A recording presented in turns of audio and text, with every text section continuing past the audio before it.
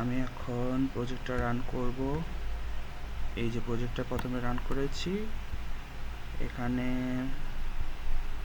এই যে এখানে আমাদের প্রজেক্টের মধ্যে আমরা প্রথমে একটা বই ক্রিয়েট করতে পারবো এই এপিআইতে গেলে। তারপরে হচ্ছে বইগুলা দেখতে পারবো, এই যে সব বই এখানে দেখা যাচ্ছে। এরপরে আইডি দ্বারা সার্চ করতে পারবো, বই আপডেট করতে পারবো, ডিলিট করতে পারবো, বই বড় করতে পারবো এবং হচ্ছে বড়কৃত বইগুলো দেখতে পারবো। ঠিক আছে, আমরা হচ্ছে পোস্টম্যানের মাধ্যমে এটা হ্যান্ডেল করতে পারবো। প্রথমে ক্রিয়েট বই যখন আমরা দিব, পোস্টের মাধ্যমে হচ্ছে আমরা দিব ক্রিয়েট বই। এখানে আমরা একটা নতুন বই করব, ক্রিয়েট করব।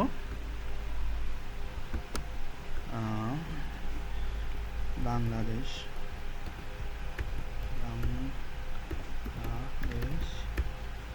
এরপরে